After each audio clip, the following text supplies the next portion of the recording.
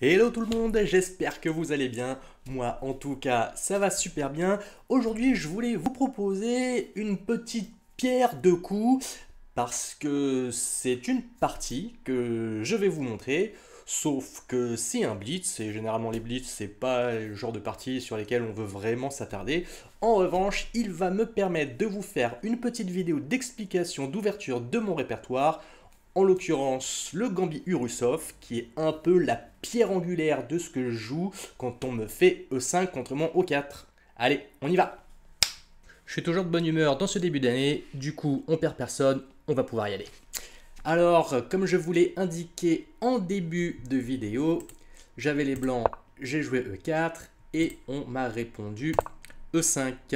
Alors, comme vous le savez déjà, je joue ici fou C4 au lieu du plus populaire cavalier F3, auquel cas peut répondre cavalier C6 ou bien cavalier F6 qui va amener sur la Petrov. Et comme je l'avais déjà indiqué, moi je joue fou C4 essentiellement pour éviter la Petrov. Et si on joue un cavalier C6, ça me permet de retomber sur une italienne qui fait aussi partie de mon répertoire. Mon adversaire a joué cavalier F6 et là, le coup un peu clé du Gambit Urusov, qui n'est pas encore le Gambit Urusov lui-même, c'est D4. Le but de ces D4, que l'ordinateur considère comme une imprécision, parce que c'est un Gambit, c'est un vrai Gambit, c'est-à-dire que si les blancs, si les noirs prennent, ils vont de pouvoir garder le pion, mais je vais bien sûr jouer et compter sur les compensations dynamiques que ça m'apporte, en l'occurrence un meilleur développement de pièces, un centre ouvert et des pièces qui vont être capables d'attaquer.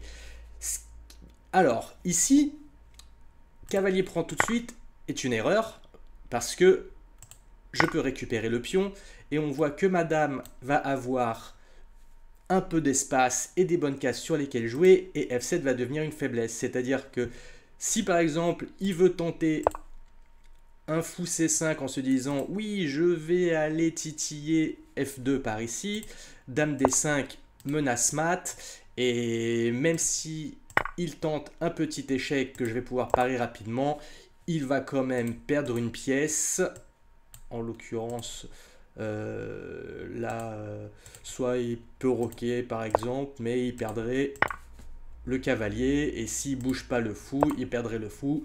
À ce moment-là, je pourrais me développer. C'est une autre partie, mais tout ça pour dire que le cavalier prend E4 ici est pas recommandé. Il faut donc prendre le pion. Ce qui est bien avec cette prise du pion, c'est que ça permet de libérer la colonne qui est devant le roi, et on va voir que ça va servir. Moi, ce que je fais, et la suite logique, c'est cavalier F3, continue le développement. On ne veut pas forcément récupérer le pion avec la dame, parce que ça permettrait aux noirs de jouer cavalier C6 avec tempo, un peu comme dans la Scandinave. Mais là, je continue mon développement. Mon but, c'est d'aller taper rapidement. Là, plusieurs possibilités pour les noirs. S'ils jouent cavalier C6, c'est un autre carrefour. Moi, ici, je joue roc, qui peut donner une attaque max lange s'ils font fou C5. Et s'ils font, à ce moment-là, cavalier prend E4, on peut jouer soit l'anti-max lange, que je ne connais pas vraiment, mais moi, ce que j'aime bien jouer, c'est le Gambit Nachmanson, ce qui est une espèce de folie qui mériterait lui aussi une vidéo. Mais en l'occurrence, ce n'est pas ce qui a été fait.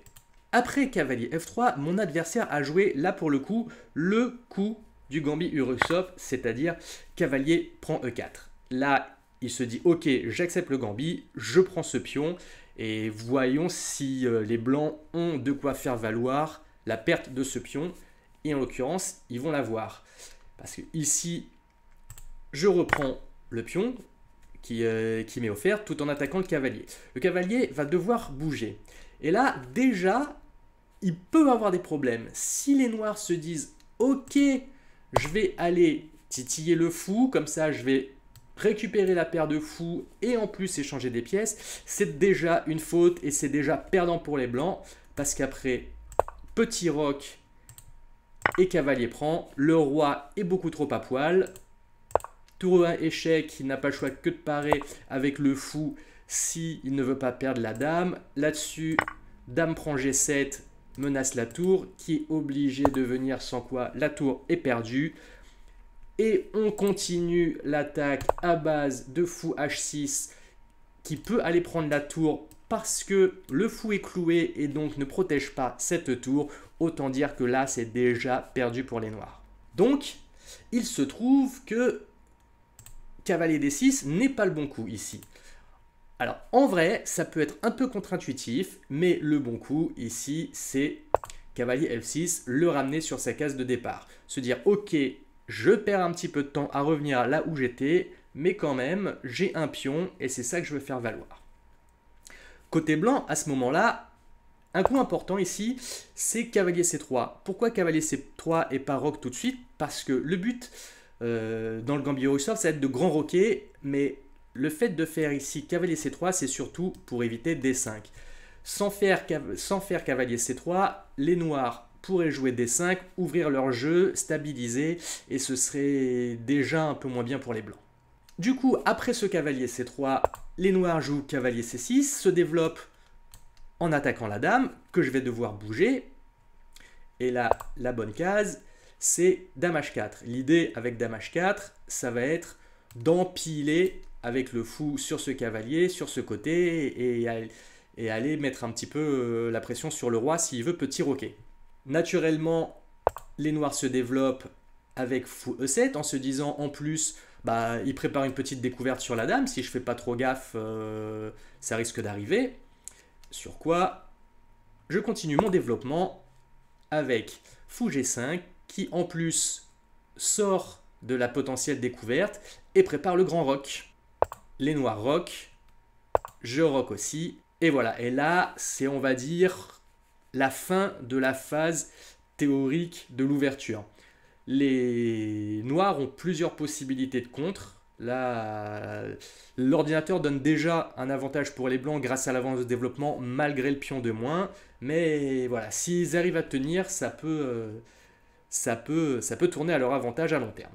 Ici, mon adversaire a choisi de faire D6, ce qui n'est pas forcément correct. Certes, ça ouvre le fou de case blanche qui était leur seule pièce non développée, mais je vais pouvoir là prendre quand même un maximum de vitesse et de développement qui vont préparer une attaque.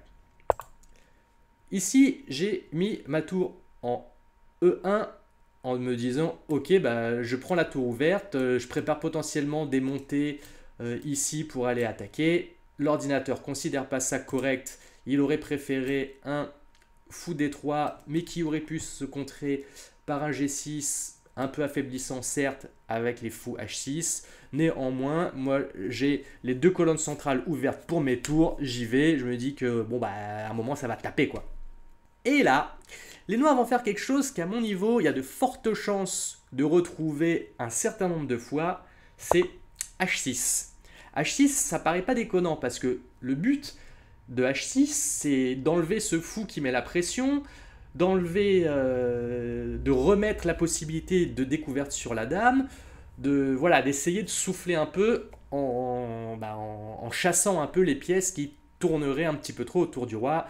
Sauf que là, peur de rien, boum, sacrifice, fou prend H6.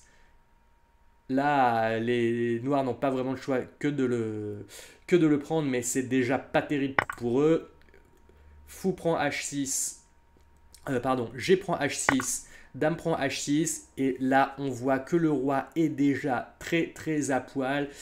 Va y avoir du fou qui va revenir, des tours qui vont pouvoir coulisser. Là, vous sentez un peu que l'attaque elle va faire très mal assez rapidement. Il joue cavalier H7, et là il faut faire gaffe parce que avec mon roi qui est ici, ce que les noirs voudraient faire, c'est échanger le maximum de pièces, peut-être à base de fou G5 échec, je reprendrai du cavalier, il reprendrait de la dame, je reprendrai de la dame, il reprendrait du cavalier, j'aurais fait mon sacrifice, mais il aurait liquidé tout un tas de pièces, et ça, ce serait pas terrible pour moi. En revanche, là, il y a un coup qui est déjà gagnant. Quand on est sur une attaque, qu'est-ce qu'il faut faire? Ramener du monde. Boum. Tour D5. Tour D5 qui menace d'aller se placer sur H5. Après, il va y avoir potentiellement du fou d3 là aussi pour aller taper sur le roi. Ça va commencer à faire un petit peu de monde sur ce petit monarque noir. Les blancs essaient de défendre avec un fou e6 qui est en vrai déjà perdant parce que tu peux prendre la tour si tu veux. Avec fou d3, je menace mat. S'il essaie de défendre, je vais aller coulisser ma tour au prochain. On voit que l'ordinateur donne déjà un résultat à 9,4 et c'est le moment où mon adversaire a abandonné. Ben voilà, j'espère que cette petite vidéo d'introduction au Gambit Urusoft vous a plu. Je suis très content d'avoir pu la faire parce que c'est vraiment, comme je disais en intro, la pierre angulaire de mon répertoire. Un peu pourquoi je joue fou c4 au lieu de cavalier f3 au deuxième coup. Évidemment, je n'ai pas pu montrer comme ça en si peu de temps toutes les variations et toutes les possibilités de défense que les noirs ont. Et j'ai vraiment pris ma partie de Blitz comme modèle pour vous montrer un peu comment ça peut vite mal tourner face à un Gambit Urusoft. Et en particulier, surtout, si les noirs font un petit H6 un peu prématuré dans l'espoir de lever un peu la pression et qui au contraire me permet de lancer une attaque encore plus dévastatrice parce que ce H6 est vraiment beaucoup trop affaiblissant pour le roi. En tout cas, si ça vous a plu, n'hésitez pas à me le dire dans les commentaires et à mettre le petit pouce bleu qui fait toujours plaisir. Aussi, pensez à l'abonnement et à la cloche, comme ça vous ne raterez jamais rien. En attendant, je vous souhaite une bonne journée, des bonnes parties. C'était Fred Camarou, out.